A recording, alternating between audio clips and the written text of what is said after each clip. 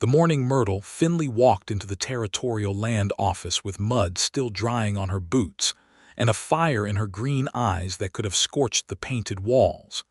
Every man in that building went quiet, because they had all heard what happened to her husband, and not a single one of them believed she would be standing upright so soon after burying him. It was the spring of 1882, and the New Mexico Territory was a place where fortunes were carved out of red dirt and sweat, where the Santa Fe Railroad had begun threading its iron spine through canyons and flatlands alike, and where a woman alone was considered either a fool or a curiosity or both. Myrtle Finley was neither. She was 31 years old, and she had spent the last 8 of those years beside a man named Harold Finley, who had been decent in the way that many men are decent, quietly, without flair, without particular cruelty, but also without the kind of passion that makes a woman feel she is standing on ground that is truly hers. Harold had died of a fever in late February, and what he had left her was a half-broken homestead, $40 in a tin box, a mule named Persimmon, and a parcel of land that had a creek running through one corner of it, and which his creditors were already circling like patient vultures. She had grieved him. She had done that honestly because whatever their marriage had lacked in fire, Harold had not been a bad man, and he deserved her tears. But grief does not feed a woman through a New Mexico winter, and by the time the ground thawed enough to work, Myrtle had made herself a decision so large it frightened her in the dark and steadied her in the daylight. She was going to file a claim, not on the land Harold had left her, which was already entangled in debt she could not untangle. She had found in a surveyor's notebook that Harold had kept stuffed behind a loose board in their small cabin the detailed description of a parcel of land to the northwest, some 11 miles from the town of Cottonwood Wells, a stretch of territory that ran along the upper bend of the Arroyo Seco and which had not yet been filed upon. It had water. It had grazing land. It had, according to Harold's careful scratched notes, a limestone shelf along the eastern edge that could serve as natural windbreak for a cattle operation. Harold had dreamed of it but never done anything about the dream, which was the kind of man he had been in the end. Myrtle intended to do something. The land office smelled of pipe tobacco and old paper, and the clerk behind the wooden counter was a narrow man named Hector Buell, who wore a vest with brass buttons and regarded Myrtle with the particular expression of a man who cannot quite decide whether to be dismissive or helpful. "Mrs. Finley," he said, because he knew her. Everyone in Cottonwood Wells knew everyone. "What can I do for you today?" "You can file a homestead claim for me," Myrtle said, setting the notebook on the counter and opening it to the page with the surveyor's description. "This parcel, along the upper Arroyo Seco bend." Hector Buell looked at the notebook. He looked at Myrtle. He looked at the notebook again. "That's a considerable piece of land," he said. "It is," she agreed, "which is why I intend to file on it before someone else does. Mrs. Finley, the Homestead Act requires that the claimant be the head of household or an unmarried woman over the age of 21. You are recently widowed, which makes me the head of my household," Myrtle said, and there was a patience in her voice that was sharper than any argument, the way that a woman who has spent years being underestimated learns to make her certainty sound polite. "I have read the law, Mr. Buell. I have read it 3 times. There is nothing in it that prevents me from filing." There were 2 other men in the land office that morning. One was a local rancher named Garfield Moss, who was a heavy-set man of about 50 with large hands and small eyes, and who had made it his quiet business over the last several years to accumulate land in the territory with the patient efficiency of a man who understands that power is built slowly and maintained ruthlessly.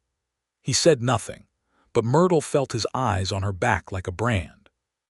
The other man was leaning against the far wall with his hat pushed back and his arms folded, and he had the look of someone who had ridden hard and recently, because there was trail dust on his coat and dried creek mud on his boots that matched her own, and his jaw carried the kind of stubble that meant he had not been near a mirror in 3 or 4 days.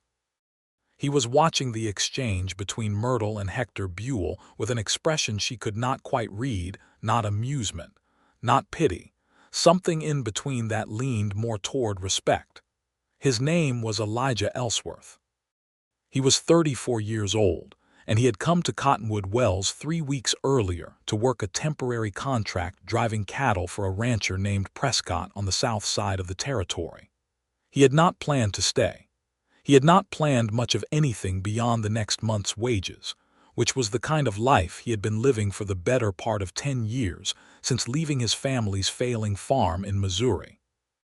He was good with horses, good with cattle, and better than good at reading people, which was a skill that the trail teaches quickly and without mercy. He watched Myrtle Finley plant herself in front of that counter and demand her legal right with the quiet fury of a woman who has already counted the cost of what she is doing and decided it is worth every penny, and something shifted in his chest that he would not be able to name for several weeks. Hector Buell filled out the paperwork. He did it slowly, with the grudging precision of a man being forced to do something he finds inconvenient, but he did it.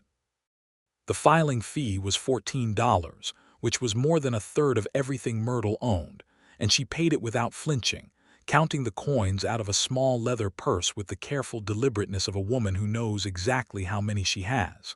When she turned to go, Garfield Moss was standing between her and the door. "Mrs. Finley," he said, and his voice had the oiled quality of a man who has practiced being pleasant. "I'm sorry for your loss. Harold was a fair enough man." "Thank you," she said, and she moved to go around him. "I wonder if you've thought through what you're taking on," he said, not moving. "That stretch of land by the Arroyo Seco is rough country. Flooding in the spring, hard access in the winter. A woman alone. I'm not asking for your assessment of my capabilities, Mr. Moss," Myrtle said. "No," he said, smiling in a way that did not involve his eyes at all. "But I am offering to purchase your claim, right now. Give you a fair price for something you haven't even seen up close yet, and you can leave with enough money to get yourself settled somewhere more comfortable." "I have seen it," Myrtle said. "I rode out there last week. And I am not selling." She walked past him. The door swung shut behind her. Inside the land office, Elijah Ellsworth pushed off the wall, settled his hat, nodded to Hector Buell, and walked outside behind her. Not close enough to seem like he was following, but not far enough that it was accidental. She was already halfway to the hitching post where her mule, Persimmon, was tied. Persimmon was a gray animal of middle age and considerable opinion, and he was currently expressing his opinion about the weight by shifting his hindquarters in a slow, deliberate rotation. "That was something," Elijah said, stopping a few feet from her. Myrtle turned. She looked at him the way women look at strange men who speak to them in the street, measuring, careful, not unfriendly but not yet friendly either. "Were you in there the whole time?" she asked. "I was waiting to file some paperwork of my own," he said, "though I admit I got somewhat distracted." "By what?" "By watching a woman walk into a room and take the whole thing over without raising her voice once." Myrtle looked at him for a moment, and something in her posture shifted just slightly, not softening exactly, but opening, the way a door opens a crack to let in air before it is opened all the way. "I was not trying to take anything over," she said. "I was trying to file a legal claim." "Yes, ma'am," he said, "but the way you did it was the bravest thing I believe I have seen in a long time." She studied him. He had steady eyes, the color of worn denim, and they did not move over her the way some men's eyes did, cataloging and assessing. They simply looked at her straight and direct, the way you look at someone you are genuinely paying attention to. "I don't know your name," she said. "Elijah Ellsworth. I'm working cattle for Prescott on the South Range." "Myrtle Finley," she said, though she knew he already knew it, because this was a small town and everyone knew everyone. But she said it anyway because names matter, and saying your own name out loud to a stranger is a form of choosing to exist in front of them. "I know," he said. "I'm sorry about your husband." "Thank you," she said. She untied Persimmon from the post. The mule regarded Elijah with the flat assessment of an animal who has seen too much to be easily impressed. "You should finish your business in there," she said. "Garfield Moss is probably still inside, and men like him have a way of moving faster than you expect." Elijah glanced back at the land office door, and when he looked back at her, she had already swung up onto the mule with the easy practice of a woman who has done it 1,000 times, and she was turning Persimmon's head toward the road that led north out of town. He stood there for a moment watching her go, and then he went back inside and filed his own paperwork, which was in fact entirely unrelated to land, being a letter of record about a horse sale from the previous autumn. But he could not stop thinking about the way she had stood at that counter, paying $14 she could not afford for the right to try to build something real in a territory that made no promises to anyone, least of all widows. That evening, sitting around the fire at the Prescott bunkhouse with 3 other hands, Elijah found himself saying, unprompted, into a conversation that had been about the upcoming cattle drive. There was a woman in the land office today who filed a homestead claim on that stretch of land up by the Arroyo Seco bend, 11 miles northwest. Widow, paid her fee and walked out like she was born to it. One of the other hands, a lean young man named Court who was from Texas and had opinions about most things, whistled low. "That land, that's hard country up there. Who's going to work it for her?" "I expect she plans to work it herself," Elijah said. Court shook his head. "That's bold. That's either bold or it's desperate." "Maybe it's both," Elijah said. But she knew every word of the Homestead Act, and she knew the land, and she knew exactly what Garfield Moss was trying to do when he stood in her way. That's not desperation. That's a plan. Nobody said anything for a moment. The fire crackled. One of the older hands, a weathered man named August who had been driving cattle for 30 years and had seen most things, said quietly, "Moss won't leave her alone, you know. He's been building his operation out this direction for 3 years. That water on the Arroyo Seco bend is worth more than the grazing." "I know," Elijah said, and he thought about that for a long time after the fire burned down. Myrtle, meanwhile, had ridden the 11 miles home to the homestead she was already planning to leave, and she sat at the small wooden table in her cabin by the light of a single tallow candle, and she looked at what she had. She had the claim receipt, folded carefully. She had Harold's surveyor notes, which she had now largely memorized. She had a mule, some hand tools, 2 horses, 1 aging draft horse named Buck and 1 younger mare she had raised herself named Clover, 3 laying hens, a partial sack of flour, some dried beans, and $40 minus the 14 she had spent today. She had $26. She had a plan. She had the claim. She allowed herself exactly 1 moment of fear, sitting there in the candlelight with the silence of the empty cabin around her. And in that moment she understood fully that there was no one who would come if she called, no family near enough to matter, no husband to share the weight. And then she blew the candle out and went to sleep, because there was work to do in the morning, and fear does not get up early enough to be useful. The next 4 weeks were among the hardest of Myrtle's life, and she had not had an easy life. She could not move on to the new claim immediately, because the Homestead Act required improvements to be made on the land within a certain period, and she could not afford to simply abandon the old homestead until she had done the minimum necessary to satisfy the legal requirements on the new one. She had to do both. She began making the drives up to the Arroyo Seco parcel alone, taking tools and lumber salvaged from the outbuildings of the old homestead, and she began the work of building a simple structure that could be called a dwelling, which was the first of the requirements. She was not helpless with tools. Harold had taught her some things, and necessity had taught her more. But it was grueling work, and she was doing it alone, and the land itself was not making it easy. The limestone shelf along the eastern edge was exactly as Harold had described, and the creek bend was sound and clear, but the access road was poor and rocky, and Persimmon had strong feelings about the rocky sections that he expressed through periodic refusal to move. Clover was better, but Clover was young and needed managing. On the third day of her second week of work on the claim, Elijah Ellsworth appeared. She heard his horse before she saw him, a big bay gelding named Hatch. She would learn later, with a steady gait and no particular opinions about anything, which made him a fine trail horse. She was on the roof of the half-built structure, laying boards across the frame, and she stopped and shaded her eyes and watched him ride up across the lower meadow. He pulled up at a respectful distance and dismounted, and he took off his hat and looked up at her. "I heard you were building," he said. "Who told you that?" she asked. "August. He rides that valley sometimes. Saw your wagon tracks." "And you came to do what exactly?" He looked at the structure. He looked at the boards she was laying. He looked at the way the corner posts were sitting, which was slightly off plumb in the northeast corner, because she had not had a second pair of hands to hold the post while she tamped the base. "I came to see if you needed help," he said. "That northeast post is going to give you trouble." She looked at the post. She knew it was giving her trouble. She had been trying to figure out how to fix it alone for the better part of a morning. "I don't have money to pay a man," she said. It was a flat statement of fact, not an apology. "I didn't ask for money," he said. "I have 4 days before the Prescott Drive leaves. I can spare 2 of them."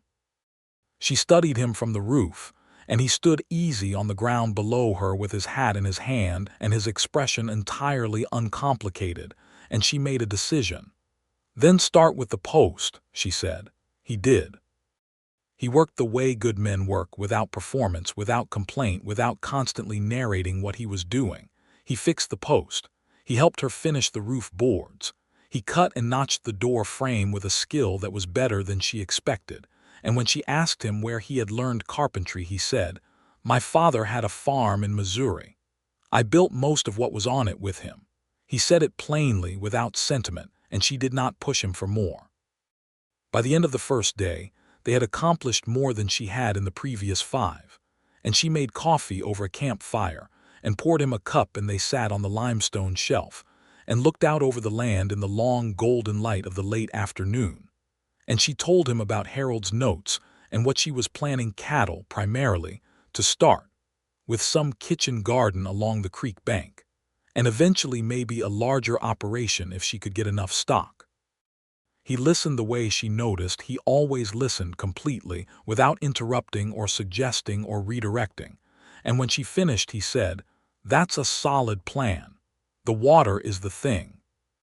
In this territory you can build around water."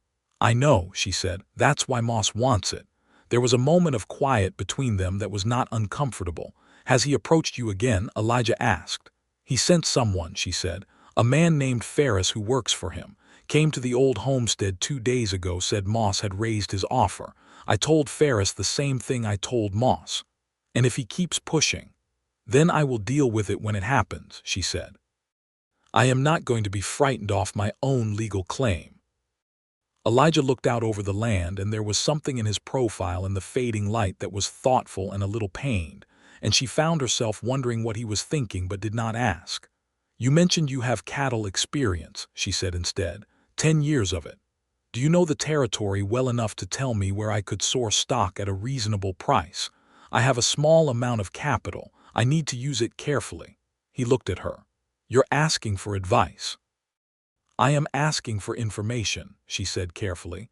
"I make my own decisions, but information from someone with experience in this territory is worth having." He almost smiled. She saw it, the corner of his mouth moving just slightly, like he had caught himself. "There's a man named Reuben Taft who runs a small operation about 20 miles east," he said. "He's honest and his prices are fair. He has a herd of mixed stock he's been wanting to thin. If you could get to him before the summer drive prices go up, you might get young heifers at a price that makes sense for starting out." "Thank you," she said. They sat in silence for another few minutes, and the evening light turned the limestone shelf to gold, and the creek murmured in its bend below them, and Myrtle thought, for the first time since Harold died, that she might actually be able to do this. Elijah came back the second day as he had promised, and they finished enough of the structure that it met the legal minimum for the claim to be considered actively improved. He was not a man who talked constantly, but he was not silent either. He talked when there was something worth saying, and sometimes that was about the work, and sometimes it was about the territory, its history and its people. And once it was about a herd of pronghorn he had seen that morning on the valley floor below, moving in their particular quick darting way. When the 2 days were done, he said he needed to get back to the Prescott operation before the drive left, and she understood that. She walked with him to where Hatch was picketed, and she held out her hand the way men shake hands on a deal, and he looked at it and then shook it, and his hand was warm and rough with calluses, and it held hers firmly for exactly as long as a handshake should, not longer. "Good luck, Mrs. Finley," he said. "Thank you for the help," she said, "and the information about Taft." He mounted and rode out, and she watched him go, and she told herself firmly that she had too much to do to think about the warmth of a handshake. The cattle drive took Elijah south and away from Cottonwood Wells for 3 weeks, and in those 3 weeks Myrtle moved herself and her animals and everything she owned onto the Arroyo Seco claim, sold the old homestead debt, and all to Harold's creditors for a small cash sum that settled the accounts and left her with almost nothing, and began the slow, fierce work of building something from the ground up.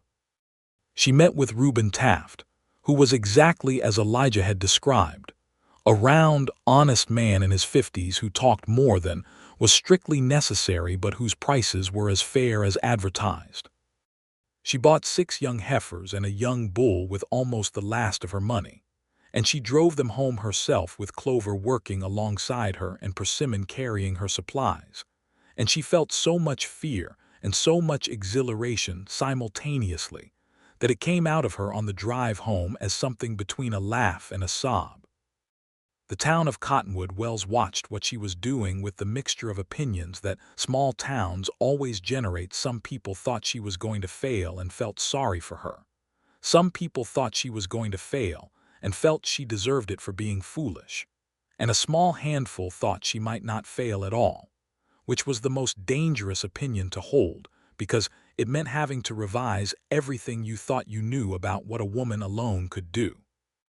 The Cottonwood Wells postmistress, a stout woman named Dolores Armijo, who had been running the post office for 15 years and who had an opinion on everything and kept most of them to herself unless they were useful, was in this last category.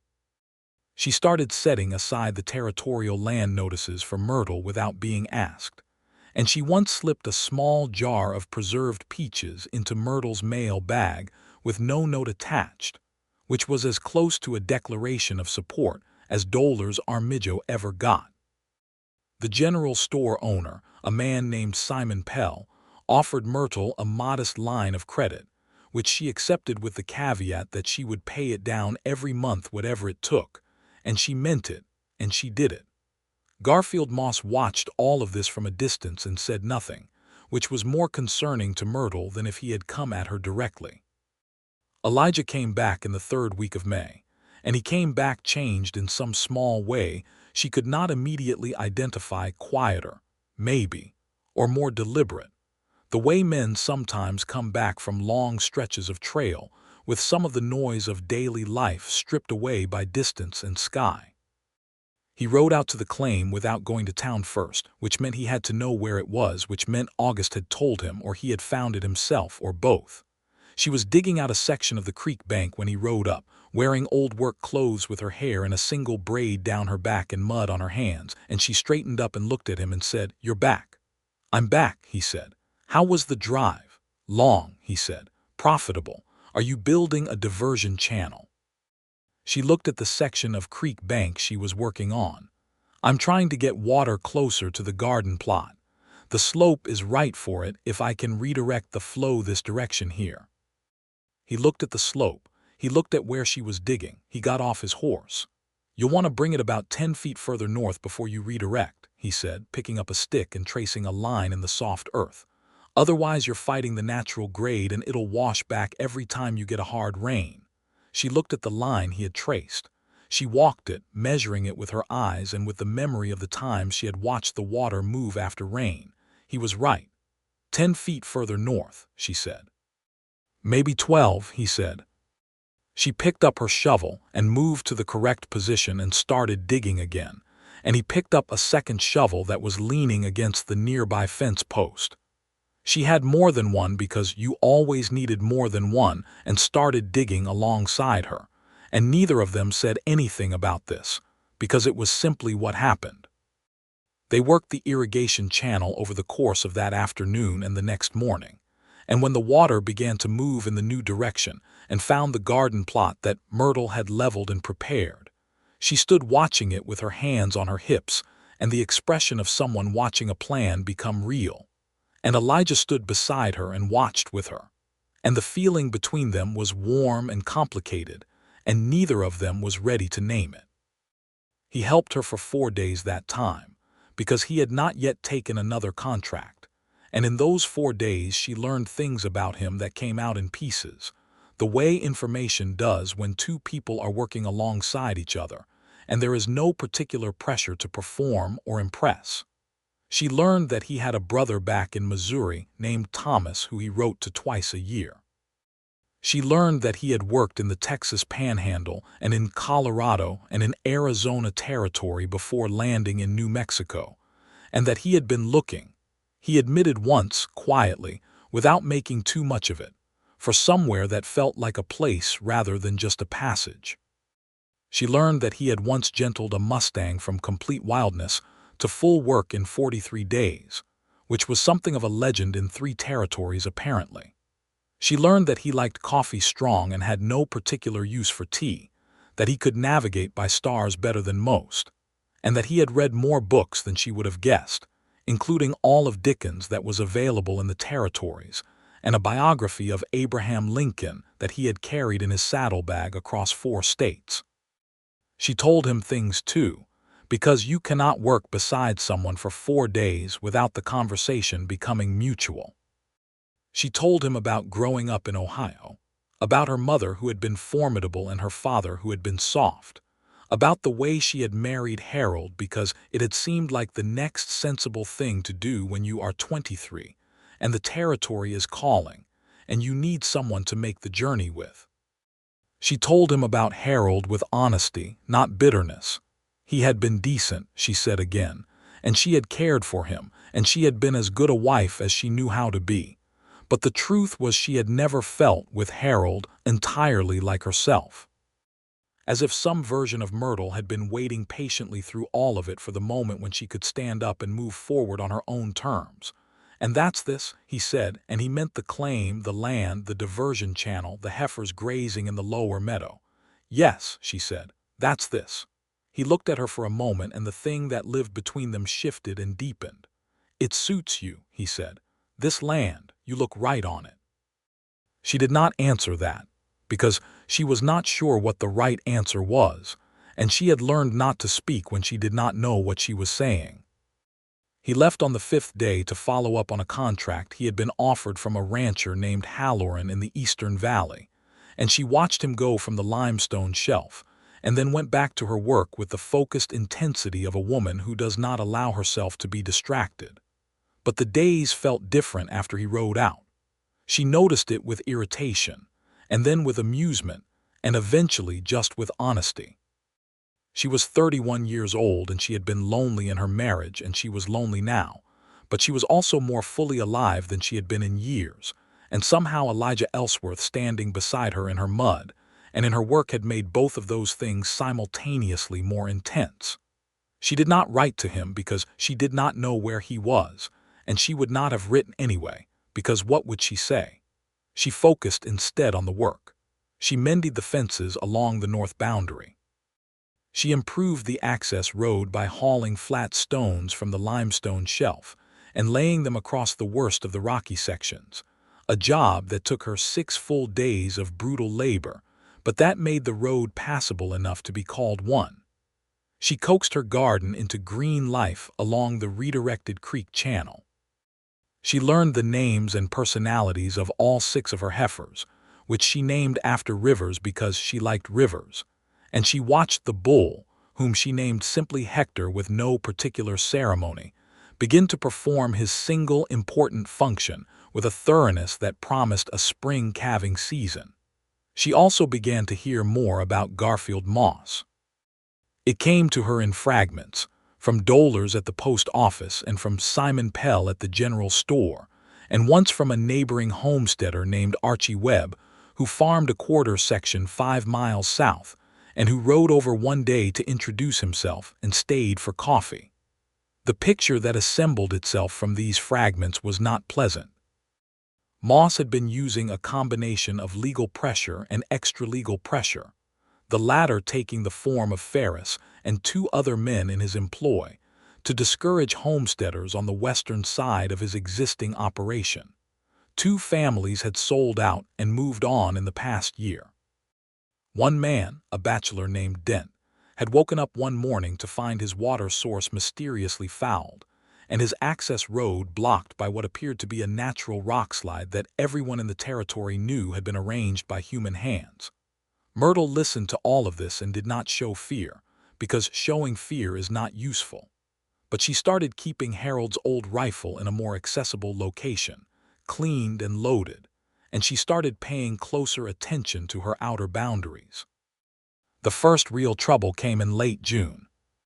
She woke at dawn to find that the section of fence along her northern boundary had been cut, not broken, not weathered through, cut cleanly with wire cutters, and that 2 of her heifers, the ones she called Platte and Green River, were gone. She could see their tracks leading north, onto the land that bordered hers which Moss had been trying to acquire. She did not panic. She checked the other animals. The others were still in the south meadow, unbothered.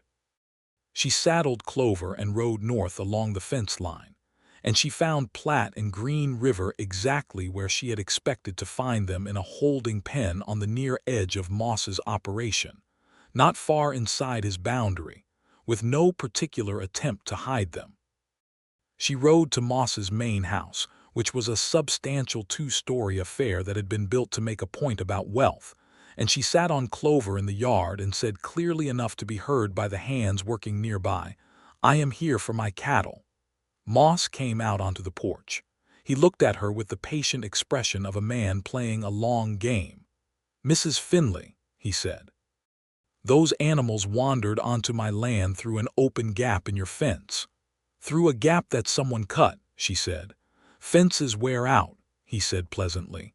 "Mr. Moss," she said, and her voice was perfectly steady, "I am going to ride around to that pen and collect my cattle and take them home.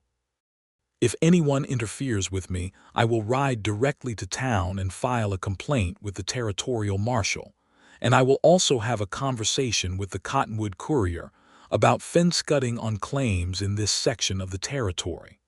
You may find that conversation awkward." She held his gaze for exactly long enough, and then she rode around to the pen, opened the gate, drove Platte and Green River out ahead of her, and rode home.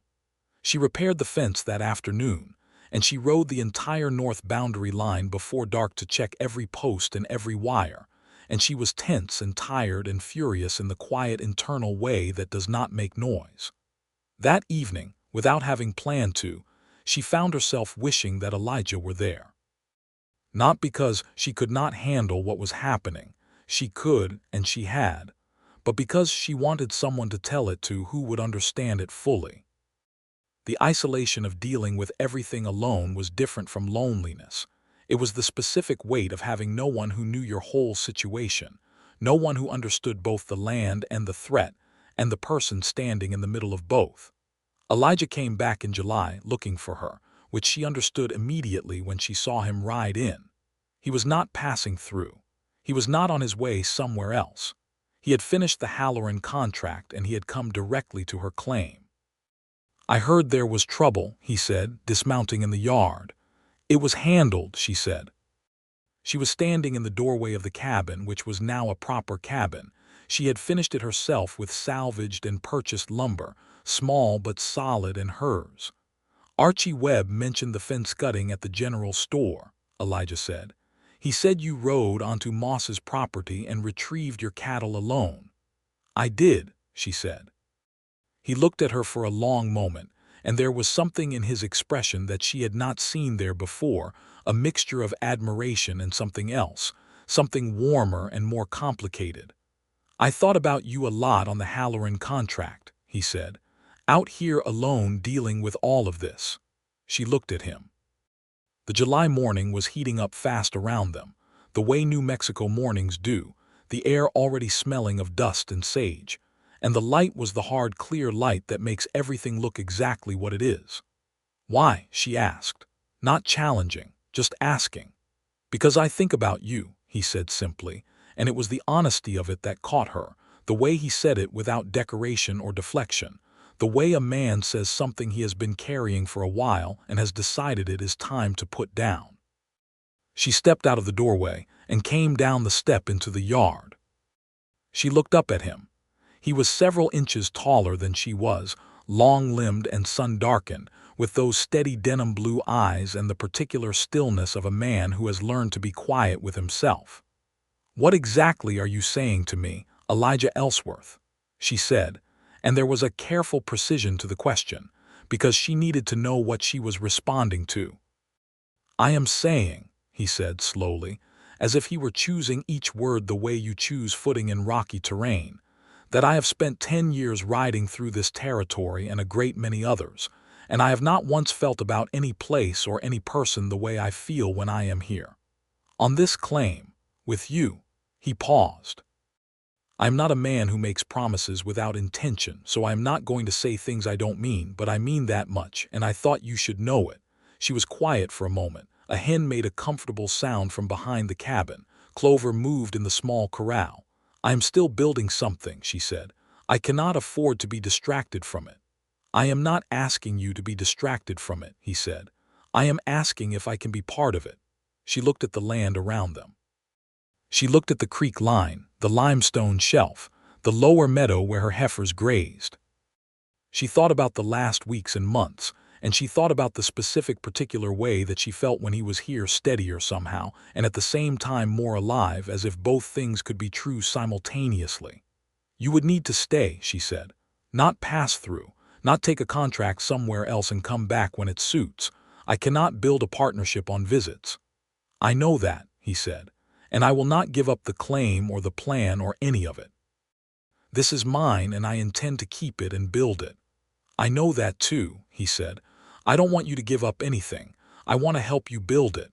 She looked at him for a long time in that hard, clear July light. "Then stay," she said, "and we'll see what happens." What happened was this. Elijah Ellsworth stayed.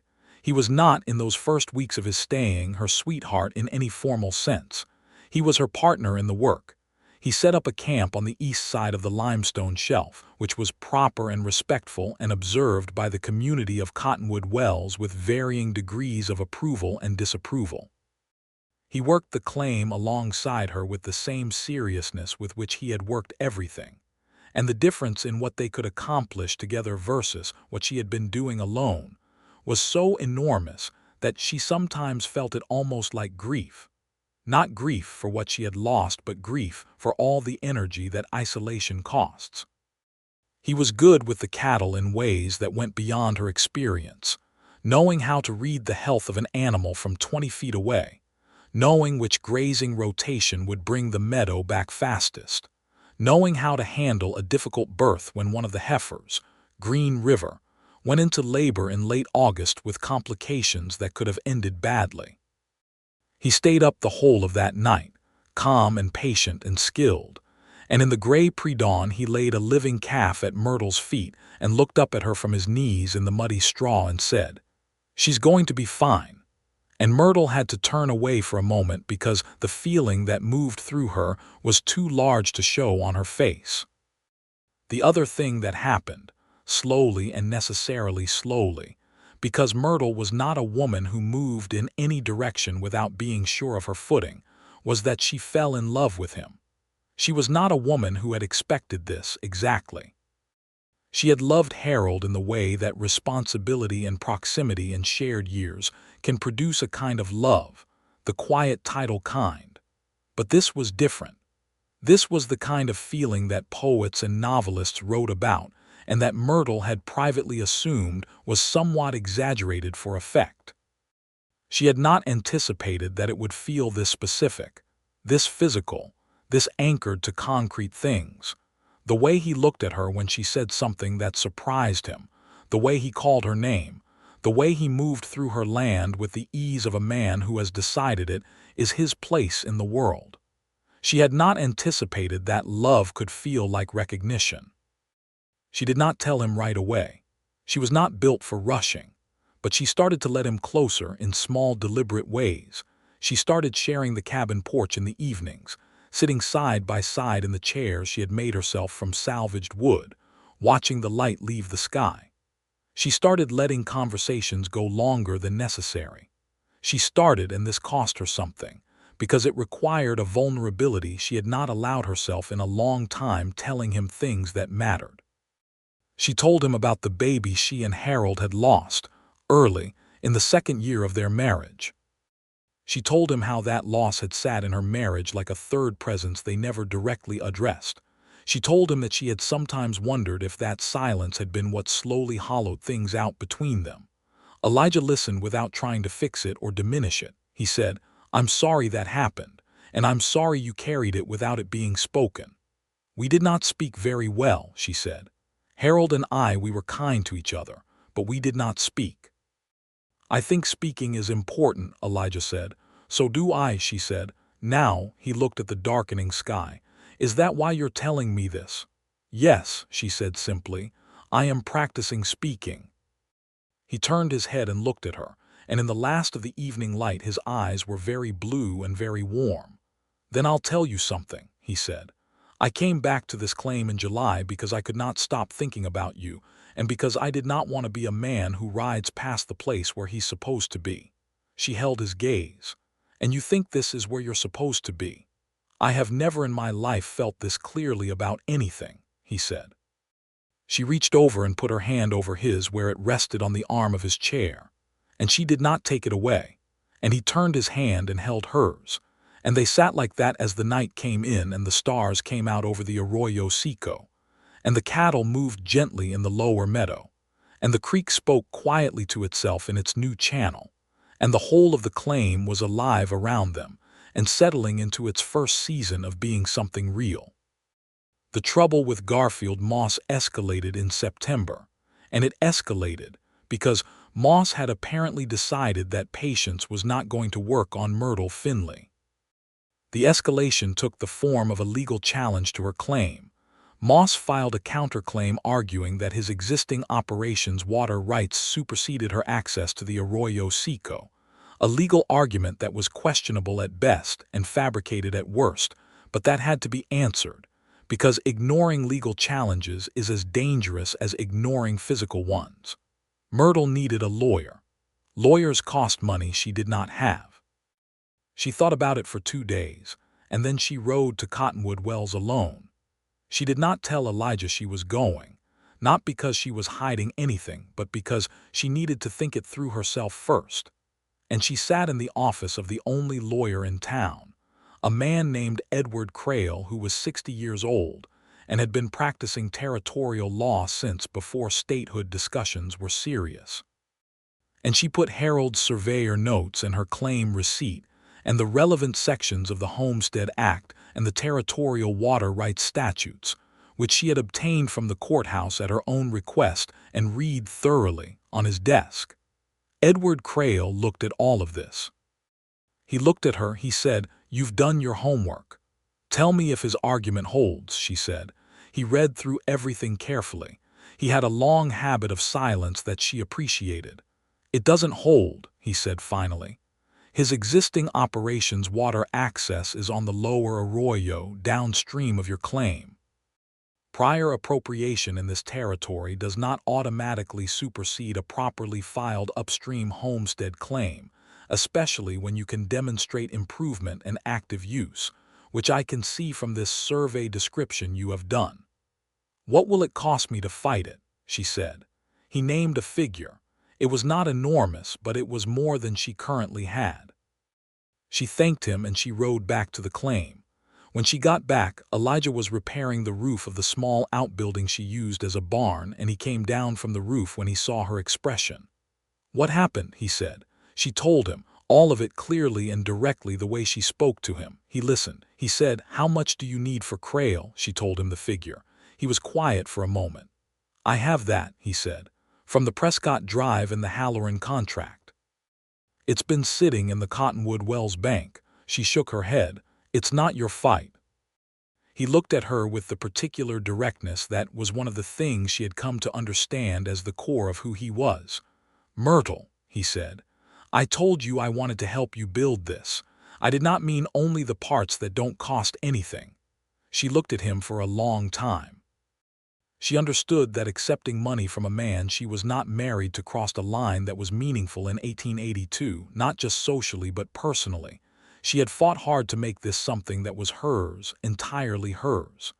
"If I take your money," she said carefully, "I want it recorded as a loan, with a proper note. At fair interest, I will pay it back." "That's not necessary, it is to me," she said. He looked at her, and there was something in his expression that was, she thought, very close to love, not the soft or sentimental version, but the version that respects the thing it loves for being exactly what it is. "Fine," he said. "A loan, with a note." They went to Simon Pell, who had a notary seal, and they drew up the note that afternoon. Edward Crail filed the response to Moss's counterclaim, and the hearing was scheduled for October at the Territorial Courthouse in Las Cruces, and Myrtle prepared for it with the same methodical intensity she brought to everything. She went through Harold's notes again. She documented every improvement she had made on the claim, with measurements and dates. She had Archie Webb, who had witnessed several of the improvements, write a sworn statement. She made Elijah write one too, which he did without drama. The October hearing was not a dramatic legal battle. It was a dry procedural proceeding in a room that smelled of must and lamp oil, presided over by a territorial judge named Abernathy, who was known for his scrupulous adherence to the letter of the law. Moss had a more expensive lawyer. Myrtle had Edward Crail and a binder full of documented facts. Judge Abernathy read everything carefully and asked several precise questions and then ruled, without great fanfare, in favor of Myrtle's claim. Moss's counterclaim was dismissed. Her water rights along the Arroyo Seco were confirmed. She was entitled to proceed. She sat in the courtroom for a moment after the ruling, very still, and the feeling that moved through her was so large and so complex that she could not have named all of it relief and vindication, and a fierce private joy, and something that was very much like the feeling of becoming solid in yourself, of having a foundation that is real. Elijah was beside her. He had come to Las Cruces with her because he had driven the wagon and because he was not going to let her do this one alone, and he had sat in the back of the courtroom for the whole proceeding. She turned to him after the ruling and she looked at him, and he looked back at her and she said, quietly so that only he could hear, "We won." "You won," he said. "We," she said, and she let the word mean everything it meant, and the expression on his face shifted into something that was, unmistakably and without reservation, happiness. On the drive back to the claim from Las Cruces, which was a full day's journey, they talked for hours in the way that people talk when relief has unlocked them. They talked about everything, the future of the claim, the spring calving season, the road improvements she still wanted to make, the letter she needed to write to her cousin in Ohio. They talked about Missouri and about the way farms die slowly when the soil is worked too hard for too many years without rest. They talked about stars, which were extraordinary over the New Mexico desert in October, and they pulled the wagon to a stop in the deep night and sat side by side on the bench looking up at them. "I need to say something to you," Myrtle said. "All right," he said. "I am in love with you," she said, and she said it the way she did everything directly, precisely, without unnecessary decoration. "I have been for some time, and I wanted to say it plainly because I believe in speaking plainly." He was quiet for a moment, and she could feel the warmth of him beside her in the cold night air. "Myrtle Finley," he said, "I have been in love with you since the morning I watched you walk into the Cottonwood Wells land office and pay $14 you could not afford for the right to build something real." She turned to look at him. "That was the day we met. "I know," he said. "That seems early," she said, and there was something in her voice that was not quite a laugh but was close to one. "It does," he agreed. "And yet—" She reached up and touched his face, the strong jaw and the trail dust, and the particular roughness of a man who lives mostly outdoors. And he turned toward her, touched the way a person turns toward warmth. And then he kissed her. And the kiss was unhurried and real and tasted like coffee and the cold desert night, and all the months of working beside each other, and telling each other true things. And when it ended, she rested her forehead against his in the enormous quiet of the New Mexico dark. "And yet," she said. They drove the rest of the way home in a different kind of silence than they had ever shared before, the silence of two people who have said the true thing and do not need to keep talking around it.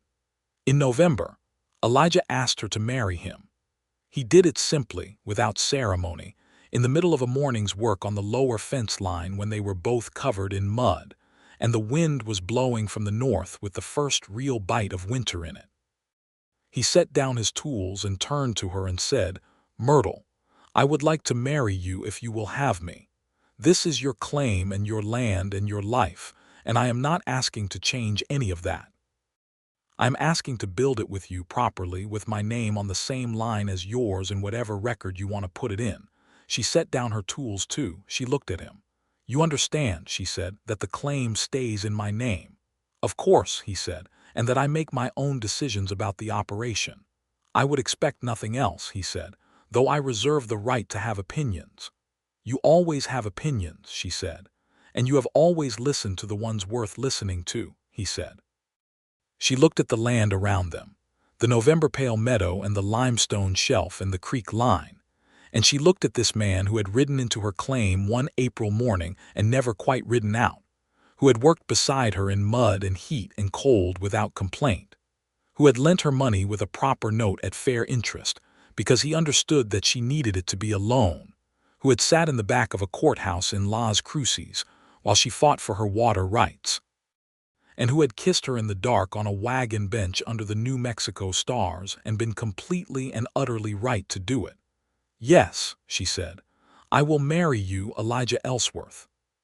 He smiled, and it was the real smile, the one she had been watching come out slowly across all these months like a sun coming over a ridge, wide and warm and entirely unguarded.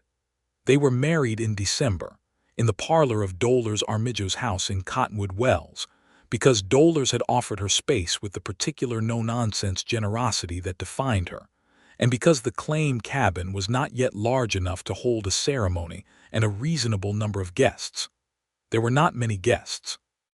Archie Webb came, and Edward Crail, and Reuben Taft and his wife, and Simon Pell, and Court from the Prescott outfit who had ridden in specially, and who stood through the ceremony with the awkward sentimentality of a young man who was not sure how to handle being moved by something. Judge Abernathy, who happened to be passing through Cottonwood Wells on circuit, performed the ceremony, which pleased Myrtle enormously for reasons that she thought only she understood, and which she was fairly sure Elijah understood too, because he caught her eye when the judge read them the legal language of the ceremony, and the corner of his mouth moved in that almost smile. She wore her best dress, which was dark blue wool and fit her well, and she carried no flowers because it was December and there were none, and she stood very straight and looked directly at Elijah Ellsworth when she said the words that meant she was choosing him, and he looked directly at her and said them back, and the thing between them was as real as limestone and as alive as creek water. The winter that followed was hard in the way that New Mexico winters are hard. Not the killing cold of northern winters, but the dry, bitter wind and the long nights, and the particular loneliness that isn't loneliness of two people working hard in a small space. But it was not lonely. It was, in fact, the least lonely winter Myrtle Finley had ever experienced, because she woke each morning to the particular reality of Elijah beside her, and spent each day working alongside someone who was genuinely present. And when the day was done, they sat by the stove and talked, and they were learning each other the way people learn each other when they have decided to share a life slowly, with interest, finding things that surprised them and things that were exactly what they expected, and all of it good. He taught her to navigate by stars with the systematic precision that had made him excellent at night travel on the trail, and she taught him the botanical names of the desert plants she had been cataloging in a small journal since her first spring on the claim. He read to her from his Dickens when the nights were long, doing the voices without being asked, which made her laugh in a way that Harold had never made her laugh. Not better or worse, just different, more effortless. She made plans and he thought through them with her, and they argued sometimes, constructively, in the way that two capable people argue when they respect each other enough to be honest. And then they came to conclusions together that were better than either of them would have reached alone. By February, the first of the heifers was beginning to show the fullness of pregnancy, and Myrtle sat in the early light on the limestone shelf and looked at the state of the claim and felt, for the first time in her adult life, the specific feeling of being exactly where she was supposed to be, doing exactly what she was supposed to do, with exactly the person she was supposed to be doing it with. Elijah sat down beside her with 2 cups of coffee. "What are you thinking?" he said. "That I am happy," she said, and the simplicity of it surprised her even as she said it. He handed her the coffee. He looked out over the land that was beginning to wake up under the February light. "Me too," he said. Garfield Moss did not bother them again after the Las Cruces ruling. It was the kind of defeat that a man of his type accepts quietly because making noise about it would require acknowledging it publicly. And there is nothing Garfield Moss's kind despises more than public acknowledgement of failure. He retreated to his existing operation and turned his acquisition attention eastward, away from the Arroyo Seco, and Myrtle heard about this through the usual channels and noted it without celebration, because she was too busy to celebrate things that merely meant she could continue doing what she was already doing. The spring calving season in 1883 was a success that exceeded what she had projected. 8 live calves from 6 heifers, because 2 of the heifers produced twins, which Elijah said was not common but was not unheard of with well-managed stock in good grass, and the calves were all healthy. The herd was growing. The garden along the creek had come through winter with enough preserved stock to supplement their stores through to the first spring harvest. The road improvements were holding. Elijah had, through the winter, taken on a small amount of horsework, gentling young horses for nearby ranchers, that brought in enough cash income to pay down the loan note to Myrtle at a faster rate than she had calculated, which she discovered one morning when she did the accounts and found he had added 3 payments she had not expected. "You've been applying extra to the loan," she said, showing him the ledger. "I have," he said. He was mending a harness and did not look up. "I would have preferred to be told," she said. He looked up then. "Would you have let me?" She considered this honestly. "I would have argued with you about it," she said. "Which is why I didn't mention it," he said. "Though in retrospect perhaps I should have mentioned it and accepted the argument." She looked at him for a moment. "Yes," she said, "you should have." "I'll do it that way next time," he said. "Thank you," she said, and she meant both things, the loan payment and the acknowledgement. He nodded and went back to the harness. In April of 1883, Myrtle discovered she was pregnant. She discovered it with the particular certainty of a woman who has been pregnant before, however briefly, and who knows her own body, and she sat with this knowledge for a full day before telling Elijah, not because she was uncertain about telling him, but because she needed to first feel it fully herself, to let it settle into her understanding of who she was and who she was becoming.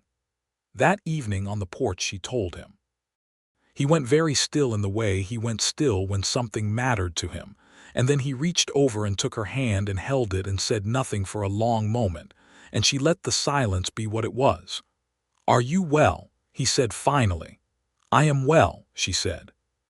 "And I intend to stay well. I'm not going to treat this as an infirmity. I'm going to keep working at a reasonable pace and be sensible about it." "I know you will," he said. "That is not what I was asking. I was asking if you are well, in yourself." She looked at him. The evening light was long and warm and the creek was talking in its channel below them. "Yes," she said. "I am well in myself. I am very glad." He lifted her hand and pressed his lips to it, briefly and entirely sincerely, and she felt the gesture somewhere in her center. "Then I am very glad too," he said. He was extraordinarily good throughout the pregnancy, which was to say he was sensible and present without being overprotective, because he knew her well enough by then to understand that overprotection would infuriate her. He kept her informed of everything that was happening on the claim so that she could make decisions while resting when rest was needed. He took over the heavier physical work without commentary. He learned from a medical handbook he rode to Las Cruces specifically to purchase, the stages and considerations of pregnancy, and he read it thoroughly and applied its recommendations with the same thoroughness he brought to the navigation manual and the cattle management chapters of the agricultural texts she kept in the cabin. In the winter of 1883, on a cold, clear night in December, exactly 1 year after they were married, Myrtle went into labor. Elijah had already arranged for the help of a midwife, a Navajo woman named Paya who lived half a day's ride away and who had been recommended by Reuben Taft's wife as the most skilled birth attendant in the territory. Paya had come to the claim a month earlier to meet Myrtle and assess her health and the setup, and she had approved of everything with the quiet authority of someone who has done this many times and knows what matters. She was there when the time came, riding in on a spotted horse in the cold darkness, and she took charge of the birth with the calm efficiency of genuine expertise, and Elijah, who was not allowed in the room but who was very close to the door, heard in the early hours of the morning the particular first cry of a new person entering the world. Paya opened the door and looked at him with the expression of someone bearing good news. "A boy," she said. "Healthy. Your wife is tired but well." He went in.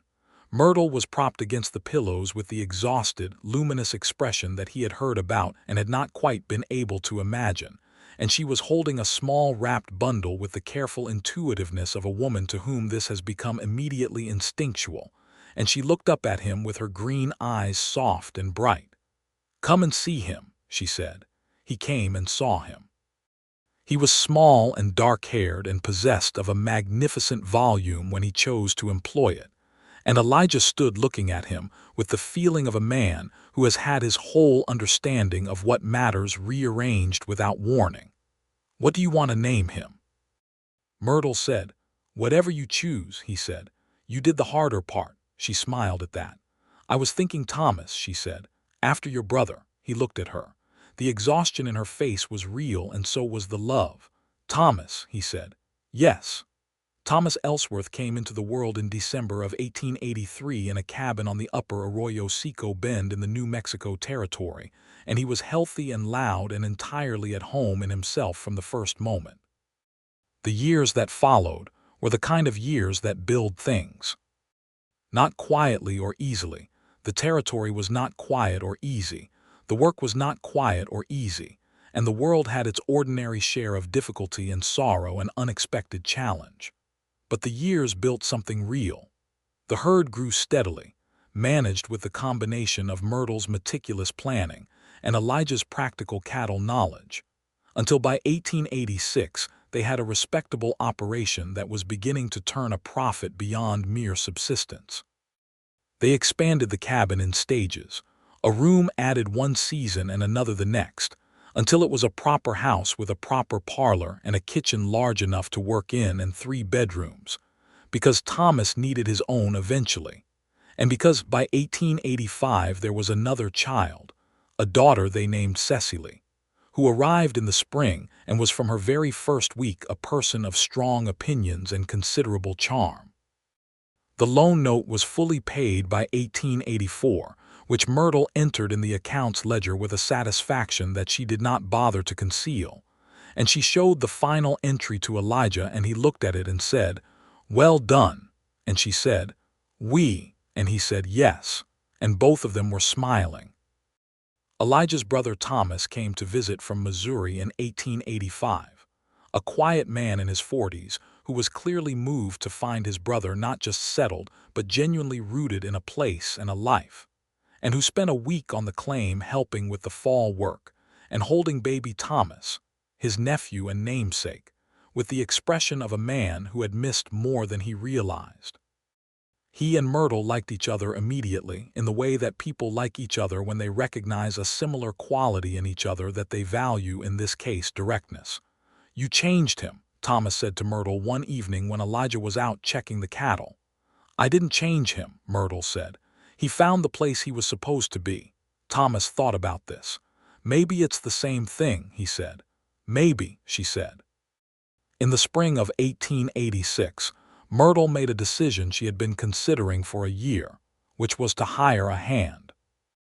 The operation had grown to the point where two people could not adequately manage it through calving season, and Thomas, not the brother, was only 2 and not yet of much practical use, and Cecily at 1 was in approximately the same category. They hired a young man named Felipe Vargas, who was 18 years old and from a family that had been in the New Mexico territory for 3 generations, and who knew the land with the intimacy of someone who grew up reading it rather than learning it from books. He was good with cattle and better with horses, and had the quality that Myrtle valued in anyone who worked for her, which was that he showed up and did what he said he would do. She paid him fairly, which she was insistent about. Elijah agreed with her entirely on this point, both because it was right and because well-treated workers work better, which was simply true. Felipe became part of the rhythm of the claim in the way that good people become part of things, organically, without friction, contributing more than was required and expecting only what was fair. By 1887, the Ellsworth operation on the Arroyo Seco bend was producing enough that they could consider expansion, and they sat with the account books and their plans on a winter evening with the children asleep and the stove warm and the wind outside doing what New Mexico winter wind does, and they talked about what they wanted the next 5 years to look like. "More land," Myrtle said. "There is a section to the north that Archie Webb has been thinking of selling. He's not well and his sons are not interested in the territory. Have you spoken to him about price?" "Not formally, but I know what he needs and I know what we can offer. I think there is a deal there. The north section gives us access to the upper meadow that we've been borrowing his grazing rights on." "Yes, and it gives us a second water source which matters for growth." They talked through the numbers. They were not rich by any standard that would be recognizable in the eastern cities, but they were sound, and they were growing, and the land was theirs, legally and completely, with no outstanding challenges and no debts beyond a small and manageable credit line at Simon Pell's store. "I want to build a proper schoolroom," Myrtle said, a little later in the conversation. Elijah looked up. "For Thomas and Cecily, and for the other children in this part of the territory," she said. "There are families out here whose children ride 4 or 5 hours to get to the school in Cottonwood Wells. A schoolroom out here, properly established, would matter." He looked at her. The lamp was burning on the table between them and the books and plans were spread across it, and she was looking at him with the expression she had when she had made up her mind about something and was explaining it to him as a matter of information, not as a matter of seeking permission. "When do you want to start?" he said. She smiled. It was the smile she gave him when he did the right thing, which was, she thought, one of the best things about him, that he so often did the right thing without requiring persuasion. "Next spring," she said. "After calving." They bought the north section from Archie Webb in the spring of 1888 at a price that was fair to everyone, and that left Archie enough to go comfortably to live with his daughter in Albuquerque. The schoolroom was built that summer, a proper small building, separate from the main house, with 2 windows and 8 desks that Elijah and Felipe built from pine lumber, and a wood stove, and a blackboard that Myrtle ordered from a catalog, and which arrived in 3 separate crates on the back of the Cottonwood Wells supply wagon. She wrote to the Territorial Board of Education about establishing a licensed teaching position at the Arroyo Seco school, and after a great deal of correspondence, Myrtle was an excellent and persistent letter writer. They approved it.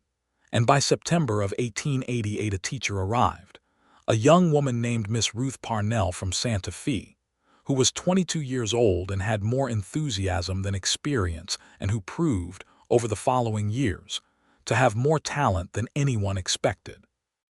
On the first day of school, 8 children from the surrounding territory rode in on horses and mules, ranging in age from 6 to 12, and they sat at the desks that Elijah and Felipe had built. And Miss Parnell wrote the date on the blackboard, September 10, 1888, and Myrtle stood in the doorway of the schoolroom and watched. And she thought about the morning 6 years earlier when she had walked into the Cottonwood Wells land office with mud on her boots and $14 in a leather purse.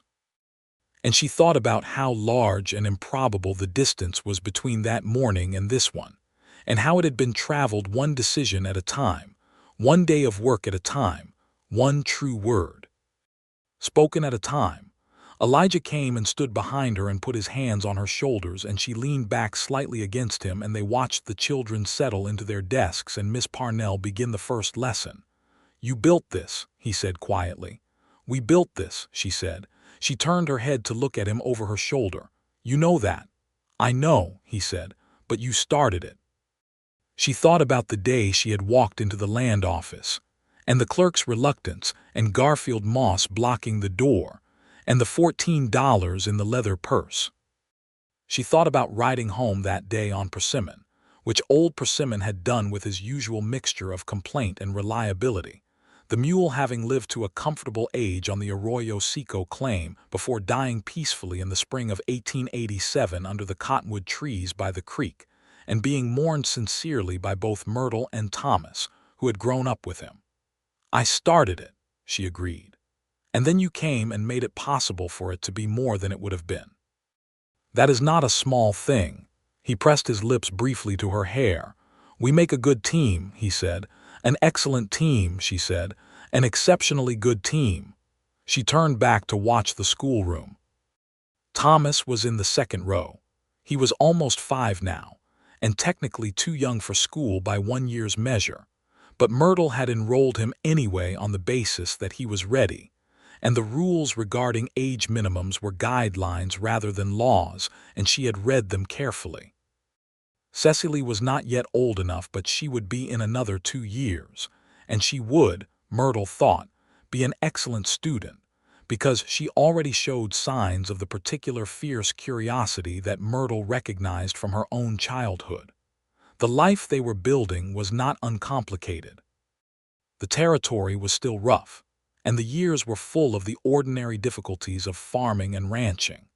A drought year in 1889 that required careful management of the water resources and tested the expanded herd against the land's reduced capacity, and which they got through because Myrtle had for 2 years been keeping detailed records of the claim's water behavior that allowed her to model the drought's impact and adjust before the crisis became a catastrophe.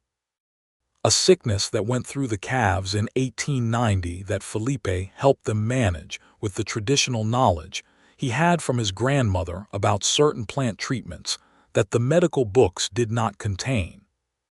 A hard winter in 1891 that brought 3 weeks of ice and closed the access road and required them to be entirely self-sufficient in a way that tested the depth of their stores. But they got through all of it. They got through it because they worked hard and they planned well and they talked to each other honestly and they did not give up.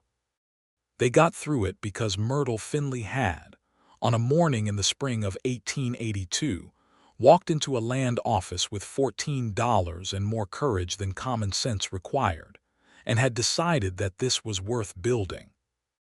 In 1893, Myrtle was 43 years old and Elijah was 46, and they had been married 10 years, and the Arroyo Seco claim was something that could fairly be called a ranch. A proper ranch, with a growing herd and a sound operation, and a schoolroom that had now educated 43 children from the surrounding territory over its 5 years of existence, and a house that was large enough and comfortable enough and entirely their own. One evening in the early autumn, when the light was doing the thing it does in New Mexico in September, turning the whole world a particular shade of gold that is specific to that latitude and that season and no other place. Myrtle and Elijah sat on the porch of the house they had built together, and Thomas, who was 9 now and all limbs and opinions, was chasing Cecily, who was 8 and faster than her brother wanted to acknowledge, through the lower meadow, and their laughter carried up clearly in the evening air. Felipe had gone home for the evening. The cattle were in. The day was done. Myrtle looked at the land, all of it, the original claim and the north section and the creek bend and the limestone shelf and the schoolroom and the house, and she felt, with the completeness of a person who has reached the place they were aiming for, that this was what she had meant to do. "Do you remember," she said to Elijah, "what you said to me the first time we ever spoke, outside the land office?" He thought about it. "I said it was the bravest thing I had seen in a long time," he said. "Yes," she said. "I meant it," he said. "I know you did," she said. "That was why I kept talking to you." He looked at her sideways with that almost smile. "Was that the only reason?" She considered this with mock seriousness. "You also had very steady eyes," she said. He laughed, and it was the real laugh, the one that was not particularly frequent but was entirely genuine when it came, and she loved it the way she loved everything real about him. "Myrtle," he said, and the way he said her name was the way he had always said it, as if it meant something, as if saying it was its own small act of attention. "What?" "I think we should have another," he said. She looked at him. The children's voices drifted up from the meadow. The September light was gold on everything. "Another child," she said. "If you're willing," he said. "I know it is a great deal to ask. And I know it is your body and your choice, and I would not push." "Elijah," she said. He stopped. "I have been thinking the same thing for 3 months," she said. He was quiet. She watched the smile come across his face like that sun over the ridge, slow and warm and entirely real. "3 months," he said. "I like to be sure before I speak," she said. "I know you do," he said.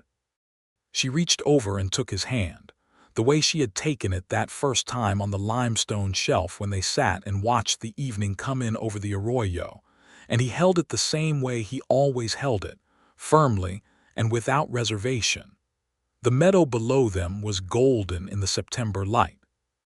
Thomas had caught Cecily, and she was objecting to this with great volume. The creek talked to itself in its channel. The cattle moved slowly toward the far end of the meadow. The schoolroom stood solid and useful against the eastern edge of the claim, and somewhere on the trail between here and Cottonwood Wells, there were probably children on their way home who had learned something today that they would carry for a long time. And Myrtle sat on the porch of her house on her land on her claim, which she had built from $14 and will, and the specific fierce love of a woman who knows her own mind. And she held her husband's hand, and she thought about the morning she had walked into the land office with mud on her boots and how everyone in that building had gone quiet. She had been a widow with nothing left to lose, and she had filed the boldest claim in the territory, and one cowboy had called it the bravest thing he had ever seen. And then that cowboy had stayed. Thomas Ellsworth, their 3rd child, was born in the spring of 1894, named as tradition now had it, not after a river this time, but simply himself, Thomas II, Thomas the Younger, who from his first weeks was clearly going to be a different creature from his older brother and sister, quieter and more watchful, with his father's steady eyes and his mother's absolute stubbornness. Myrtle recovered well, because she was Myrtle and she knew how to manage herself. And she was back on the limestone shelf looking at the spring calving operation within 3 weeks, holding the new baby in one arm and the field notes in the other. And Elijah stood beside her and read out the numbers she needed, and did not say a word about the wisdom of being out in the April wind so soon after a birth, because he knew better.